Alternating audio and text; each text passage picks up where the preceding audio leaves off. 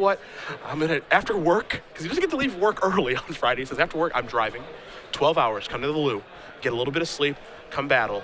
Because this weekend is so important for me to get points, to jump up the standings, to get that season 1 qualification, because it's certainly within his grasp right now.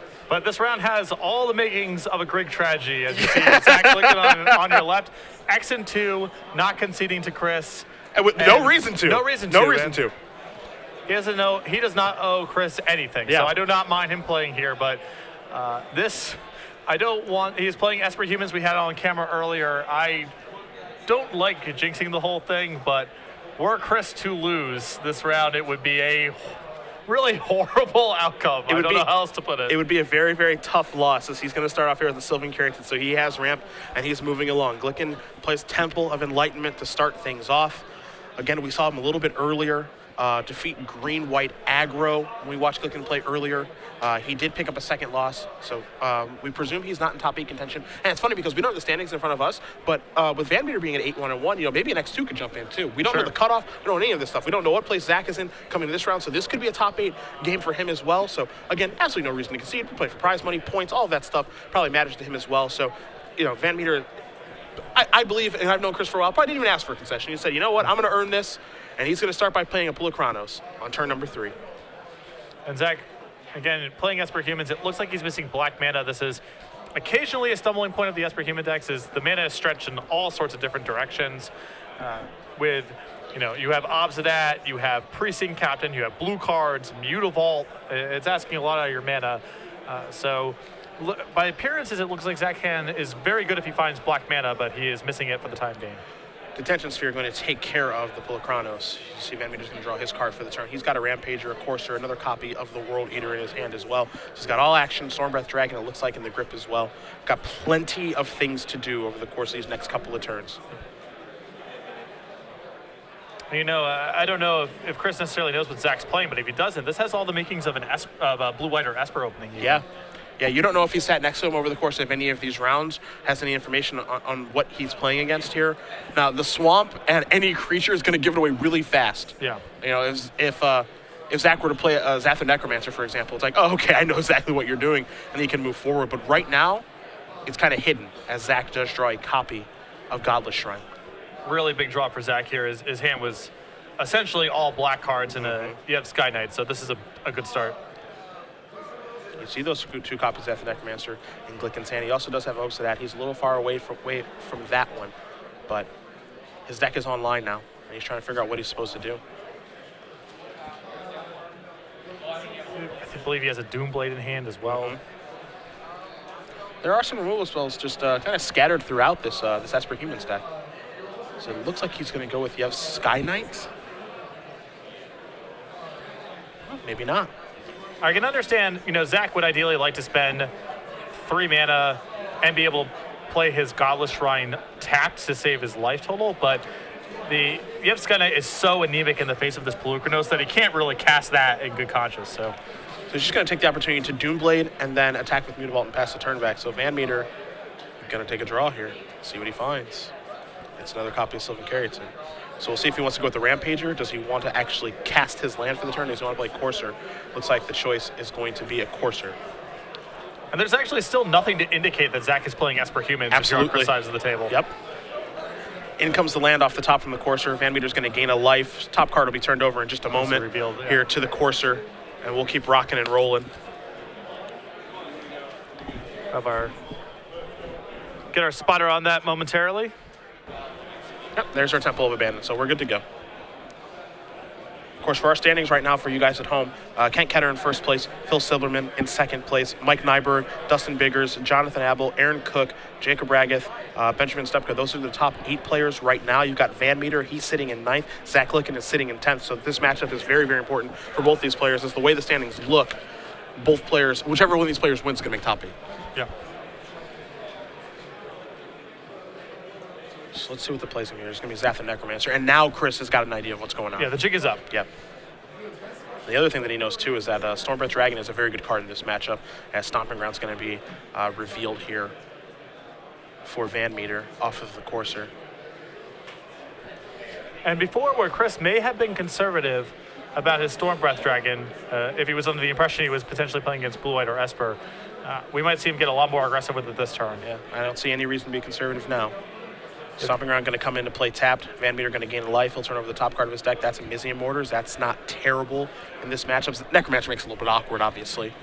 And now here is Storm Breath Dragon, and the Courser and the Dragon are going to come across into the red zone for VanMeter.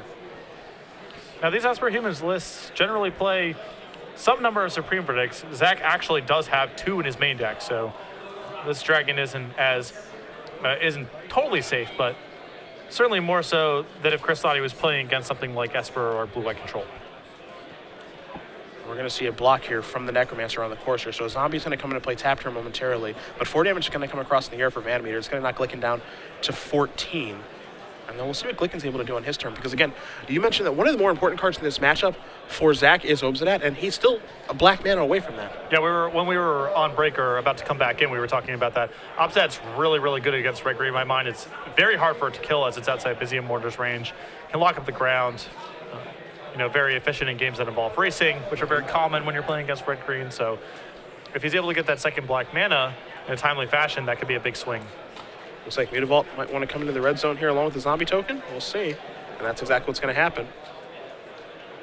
Pretty safe block here with the Caryatid, presumably. Yeah. That's what VanMeter's going to do. He'll get in front of Sam Black. 2 damage is going to come across. Chris going to go down to 18. Let's see what the follow-up play is going to be. It's going to be F Sky Knight. We'll see what that target's going to be. The Courser. Can't target anything else in the battlefield and pass the turn back here. Mizium Mortars, obviously, Glicken knows about. And even though Mizium Mortars doesn't seem that exciting right now, it's still, I think the 2-for-1 exchange is actually pretty good. Yeah, and Chris also has the ability to go monstrous this turn as well, so a lot of gas. Dami Rad, the card that is revealed here for VanMeter.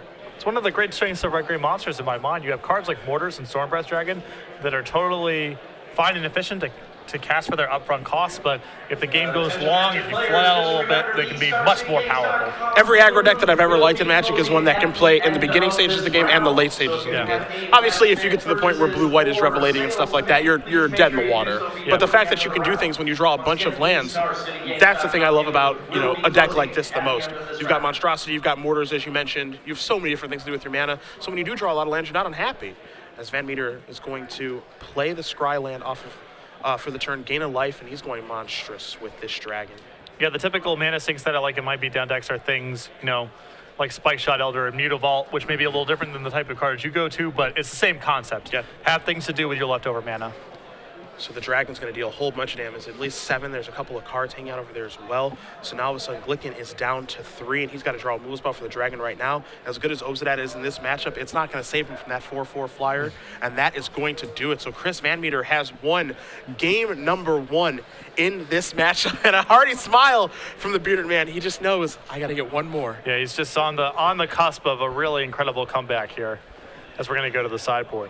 We're going to take a look at Glicken's sideboard first. You've got that in front of you, so fire away. He has a lot of quality creature removal he can bring in here. He has a Far and Away, 1 in the main deck, an additional copy in his sideboard, a 3rd copy of Supreme Verdict in his sideboard, 2 copies of Doomblade to supplement his 1 main deck copy, the remainder of his sideboard, 2 Thoughtseize, 2 Underworld Connections, a Dark Betrayal, 2 Duresses, a Glare of Heresy, a Negate, 2 Sin Collectors. I would be surprised if he touched any of this except for possibly the Negate or the Duresses to fight over Planeswalkers. I think that's pretty dubious.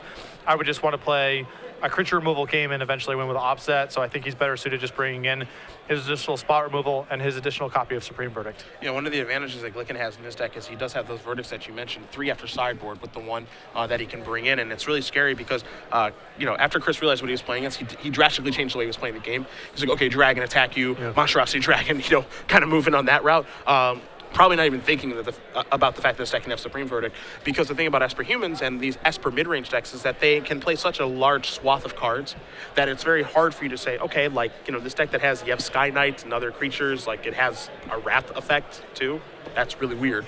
Yeah, I really like, I had the same reaction as everyone else the first time I saw that Esper Humans list of what on earth is going on here. Yeah. But there's a lot of little synergies and little wrinkles and different game plans the deck can play. Part of that is you can play Supreme Verdict alongside a lot of little creatures because of Zathran Necromancer. You can actually let the games when you play Zephyr Necromancer, the game typically slows down.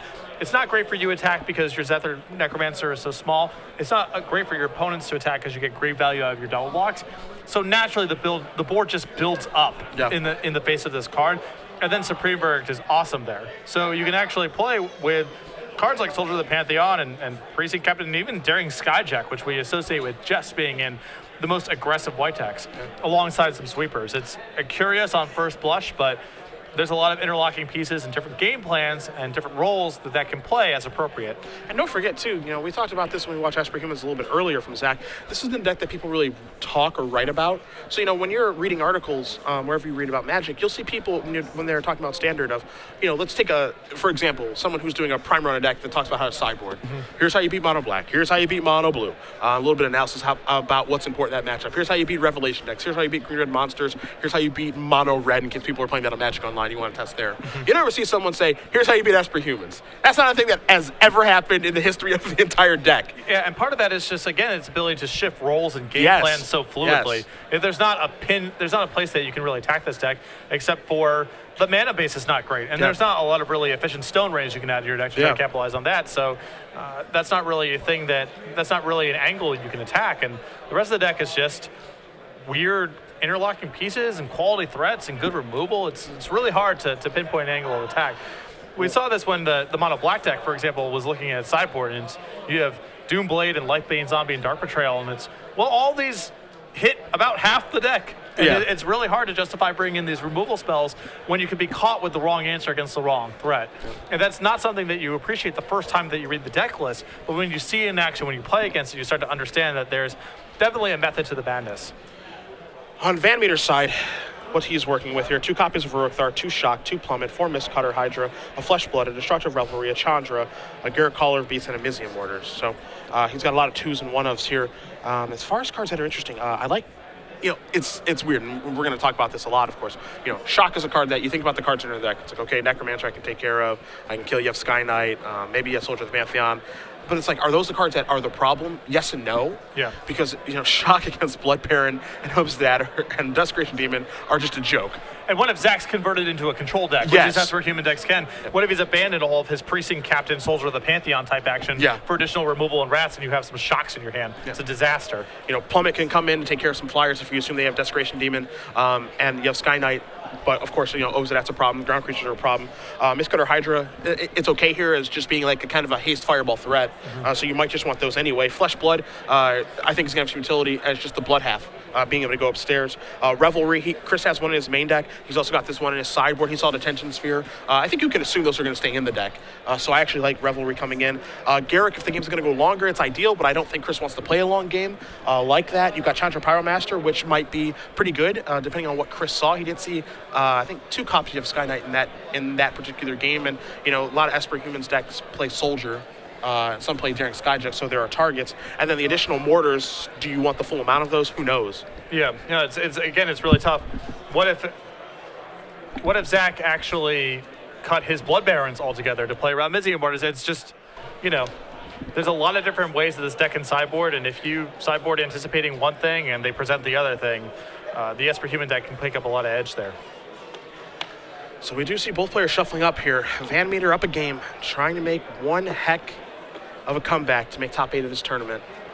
We're going to see if it can happen. Again, don't want to sell Zach Glicken short here, because if he wins this match, he's in top 8 as well. So it's a very, very important match for both of these players. And Glicken will be on the play for this game. It's rare that you see an X2 make the top 8 in these tournaments, but we barely got to 11 rounds. Yeah, so the way that things broke down this weekend, we are right on the cusp of 11 rounds. So, and see, Glicken's going to maybe. Okay, and he is going to take a mulligan here. See how Chris feels about his opener. Esper Humans is basically my favorite deck to have on camera and Standard, because it plays Magic in a lot of different ways. Yeah. So the games involving it are usually pretty compelling. When it loses, it's not because it got locked out of the game for the most part. It's because the cards and the threats and answers didn't quite line up the right way. Yep. Maybe there's occasional games because of mana, but by and large, it is a very interactive, cool Magic deck. So having it on camera is one of my favorite things in Standard right now. See, both players are going to go down to 6 here again. If you guys are just joining us, we can take a look at the standings really quickly for you. Kent Ketter had another fantastic tournament this weekend. He started off 9-0. He was able to double draw in. Phil Silberman, his friend, also able to double draw in. Those guys were able to get their first draw at 9-0 when they played against each other. So congratulations to both of them. Mike Nyberg sitting in 3rd place in the standings. Ketter gave him his loss so that he can make the top 8 in round number 8. Nyberg was able to win his next match, so he should be able to draw in. Dustin Bigger, someone we haven't seen on camera this weekend. Jonathan Habel, we haven't seen him on camera. We saw Aaron Cook win his match against Adrian Sullivan last round with Grand Monsters. He's in 6th place. He may be able to draw in. It's close. Jacob Raggeth in 7th. Might also be able to draw in as well. That's where the 27-pointers stop. 8th place is where the 25-pointers begin with Benjamin Stepka. Chris VanMeter in 9th place. You see him here. Zach Glicken. He's the leader of your X and 2s with the best tiebreakers. He's in 10th. For those of you wondering about Adrian Sullivan, he's pretty far down there in 17th place. So if he wins, he's not going to be able to make it. And we are being informed right now that Stepka and Raggeth are playing for that top 8 spot. So because, again, Raggeth has 27 points and Stepka has 25, they have to battle. But it looks like the tiebreaker math is fairly fuzzy there. I mean, it's not even clear to me looking at these standings that even VanMeter is a lock with a win here. Yeah, and he's in 9th place. Right. Yeah, that's crazy to even think about, but it's the truth. Which would actually even be, I thought the Greek tragedy here would be VanMeter climbing onto the top of the mountain only to lose the final round, when in reality could be winning all the rounds and then coming in 9th. Boy, I hope that doesn't happen. I hope that doesn't happen, but we'll see. These moments are character building. They are. They're character building. As Glicken is taking another mulligan here, so it looks like he's on his way down to 5. Chris looks happy enough with his 6 as he's analyzing it right now. That's usually what I respond to when people say, "How do you like New Jersey so much?" It's character building. It's a place where you build character. Yeah, that's it. Your hardships out there in the sticks and the woods of New Jersey. Remember, folks, he's not from the shore. He's from the other part of New Jersey that no one's ever seen before. And so just so you guys know at home as well, Raggeth versus Stepka is a blue-white control mirror. That's our backup, so chances are we'll be moving that way pretty soon. Yeah. Yeah. We will see. We will see as Glicken is going to take a look at 5 cards here. So let's see what happens. Got a couple of lands. See Chris and Zach, we're having some fun here. It looks like we're good to go. Temple of Silence to start things off here in game number 2. And it looks like Zach has brought in the Thoughtseize. Saw this last time he played too. When he played against Green White Aggro, he also brought in the Thoughtseize. I was not a big fan of it then, and I'm not a big fan of it here, but not bad, as at least it's castable, which a lot of the rest of his hand is not. He's also brought in Negate. This implies to me that he might have made basically a full swap into a control deck, although Derek Skyjack... That says otherwise. Yeah. That's as clear as a signal that you are incorrect with the 3-1 makeshift flyer. All right, well, he's just got a lot of weird stuff going on, and that's fine, too. Chris has drawn a Chantra Pyromaster right on time. This has the potential to be very good against Zach's board. Here is a Domri Rod that's going to show up. It's going to be ticking up to 4 shortly, I believe. I guess Chris does have the ability to fight the... Feels a little early for that. Yeah, the Skyjack. But he's not going to do that. He's going to tick it up. And that card's going to stay. And let's see Chris pass the turn here. So Glicken's going to untap. Of course, he does have Thoughtseize in the gate, so he has multiple answers to take care of the old Chandra that's hanging out here. It's going to go down to 1 with the Domri. And now we're going to see a Thoughtseize fired off here. Now, Zach's draw that turn was a Supreme Verdict, a card that Chris will probably not play around. So keep that in mind as well. Remember, Chris kept the card on top, so very reasonable chance to land here, which influences the way that Zach wants to resolve this Thoughtseize. I can't imagine him taking anything other than Polukranos since the rest of the hand's not castable. I know there's a reasonable chance there's a red source of mana on top, but I don't think his hand's really equipped to beat this Polukranos, so, you just got to hope that Chris misses red mana for a while here, I feel like. Yeah, the other cards there, Storm Breath, Dragon, Chandra, and then that Forest, so decision-making time for the Thoughtseize Mage. You see he's going to write everything down before he does make his decision. It's a tough choice. It's really a tough choice. But, if your plan is to hope that Chris doesn't draw red mana for a little while, then you do take Polukranos, and you just kind of move on from there. I mean, it only really has to be one turn, right? Because then you get Negate up, which can answer the Chandra, and then if you, can hold out a little bit longer, then you might be able to get to Supreme Verdict. So It's really just this turn where it's horrible for Zach if Chris finds untapped red mana.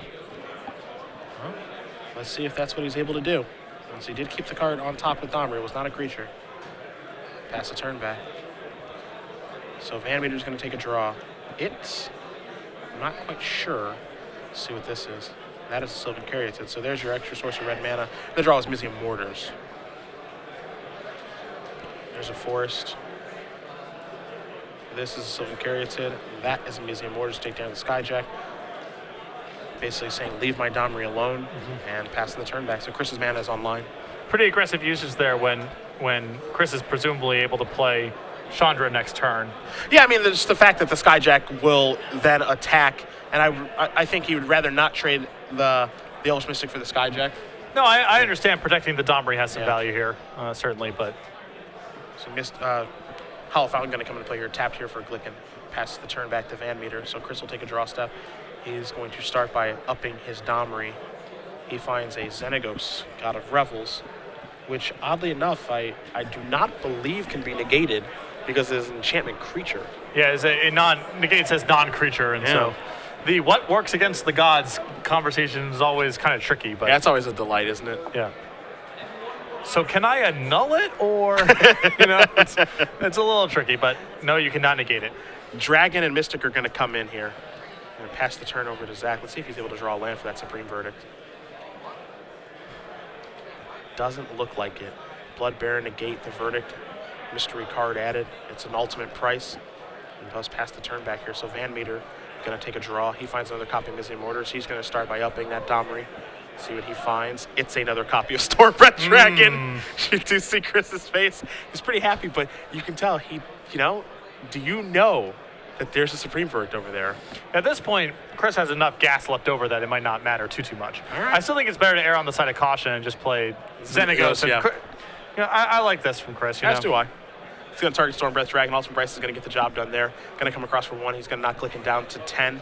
Check the devotion here for Xenagos. You've got 2, 4, 5, 6. It only takes 1 more spell to turn that bad boy on. So now Glicken's going to draw a card. It's a copy of, I believe, Imposing Sovereign. A little late to the party. And it's not that Stormbreath Dragon, but you've also got the Domri fight before that happens too. So and Chandra in hand. I mean, yeah, we got this covered. Yeah. So VanMeter's going to untap. He's going to take a draw here. Chandra also adds to the critical devotion to turn on Xenagos. So all the pieces just coming together. VanMeter going to take a moment here, knowing that it looks like he may have gotten this one. Just being really careful. Yeah, no reason. He's going to add a green. He says, my Domri is going to fight, kill your Imposing Sovereign. Got a green mana floating, 4 and 5. Stormbreath Dragon. You check the devotion, attack for a whole bunch, and that is going to do it. Chris VanMeter all the way back on to 9-1-1. And if things break the way we think they are, and you see a giant smile on his face, then you better believe there should be one. He will be playing the elimination rounds tomorrow morning. From as far down as a person can go, really. An 11-round tournament to start out, 1-1-1 and battle all the way back is incredible. Congratulations to him. I don't want to. Hopefully. Yeah, I don't want to jinx it. Obviously, the standings are a little messy near the top here, so this is not. By my reading of the standings, this is not a lock. Yeah. So I don't want to jinx it, obviously, but I think that he is into the top 8 now. We will obviously find out at the end of today and tomorrow morning if he is in here, but it looks like he's good to go. And obviously he made the trek out here, 12 hours, trying to get those Open Series points, wants to qualify for the Players' Championship very badly. Driving uphill in the snow both ways. Yeah, through a polar vortex. Yeah. Just whatever it takes to get here. And it looks like so far it is paying off. Congratulations to him. For Zach Glicken, a great tournament. Again, you kind of forget if Zach wins that match, he's probably in the top 8 too. Well, again, this is all still very. Yeah, it's all quite there's muddy. some uncertainty. Yeah. But at the end of the day, Chris VanMeter wins this match, and chances are we'll see him in the elimination rounds tomorrow. So we're going to move